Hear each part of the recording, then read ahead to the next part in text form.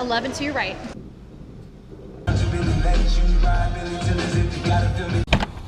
I should have saw Oppenheimer. Back home now, and I can give you my actual thoughts on the movie. So I really just wanted to fill you in on, if you're a Travis Scott fan, did you miss out if you didn't get the chance to see this in theaters? Right off the bat, let me just say it, I'm not going to keep you guys waiting. Yes or no answer, no. You did not miss out if you did not see this in theaters. Was it still pretty cool? Yes. If you're an absolute diehard fan of Travis, and in that case you probably did miss out because you probably want to see any and everything that he does. So I guess in that case. But if you're, just like a normal fan of his, I really don't think that you missed out. Let me explain. The movie does kind of start out with him having like sort of a therapy session with Rick Rubin, which I thought was just kind of cheesy because it's like, therapy sessions are supposed to be kind of like an intimate, very honest thing, and the fact that he was like having this therapy session that's obviously like a scripted thing with Rick Rubin is like, obviously it's not a real session. This is a movie at the end of the day, so I thought that was just kind of like, I really don't understand why that was in there in the first place. But throughout this session, and it's like the first maybe half hour of the movie that's going on, but between the session, like every minute or so, it's being cut by music videos from the album. So they'll talk for like a minute, and then all right, the music video will play, and then we'll cut back to them talking, and the music video will play. The coolest part about that whole first half hour or so was just the different aspect ratios that the movie was shot in. So you get, for the actual therapy sessions, you're getting this like oval view, so it's almost like you're looking through like not binoculars, but just like someone put like a telescope or some shit.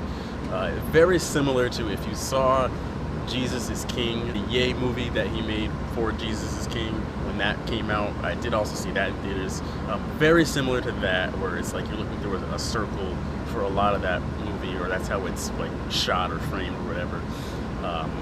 But yeah, that only lasts for those therapy sessions. And then the actual music videos are all in like a big square kind of 4:3 ratio like film, which is really cool on the big screen. You wouldn't think so, but it actually translates really, really well. So seeing the different aspect ratios was really cool. But at the same time, most of that first 30 minutes is the music videos that, at least I'm assuming they're the same music videos that we're all going to see on the internet anyway. You're seeing the music videos for like Hyena, Del Resto, Modern Jam, and a couple others. Sirens is also in there as well, and those are all really cool. But again, I'm assuming those are still just the normal music videos that we're all going to see anyway. I couldn't see him filming two different versions, because that would just be, that's a lot of manpower and effort and money.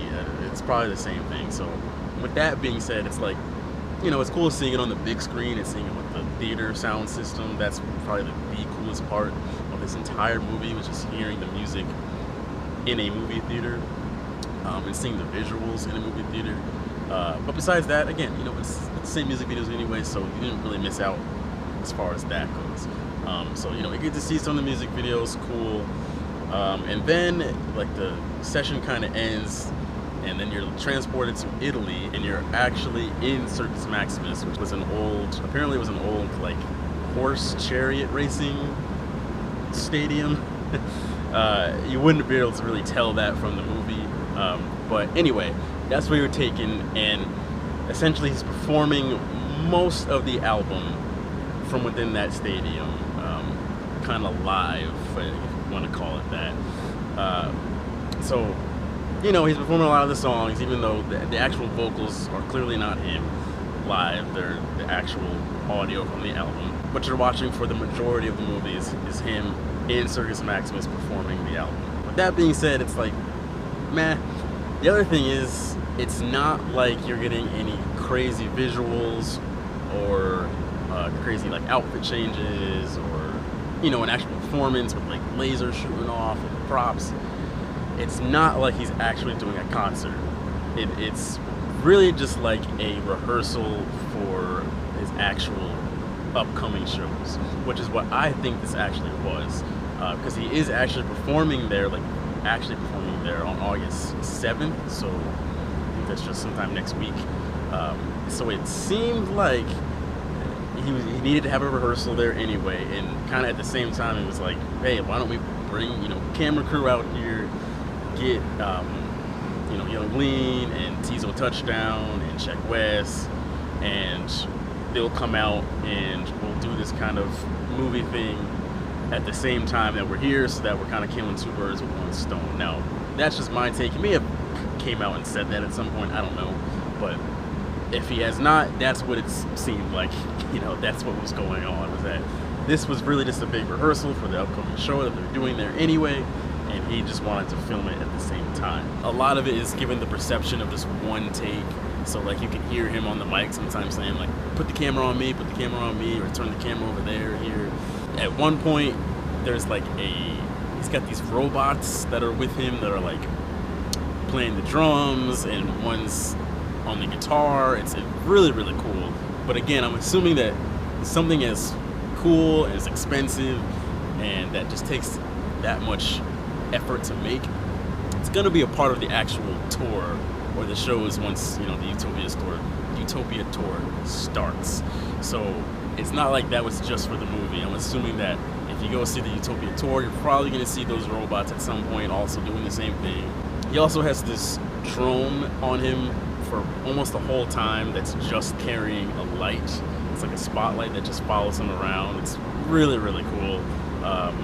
But anyway, yeah, it's I don't know, it just feels very like raw and kind of spur of the moment, like, hey, let's do this while we're out here anyway, because if it was supposed to be like an actual movie and it's going to be editing and it's going to be a real like screenplay going on, it would come across a lot different, and it could have came across in a much cooler way if you ask me. Like, they could have really done something cool here and given you kind of like a Utopia Circus Maximus concert to you. Like, if you can't go see him live, well, this is like the next best thing. But that's not what this is. I really can't say it. It doesn't feel like you're seeing him live on a concert. It just feels like you're watching him rehearse for the upcoming tour. So that's why I say, in the end, you don't really miss out much if you missed out on this movie. If you saw Jesus is King a few years ago in theaters, honestly, I thought that was cooler, because you weren't just getting music videos and then like a big rehearsal for a tour coming up. Ye did some interesting things with, different ideas and different ways to present the music.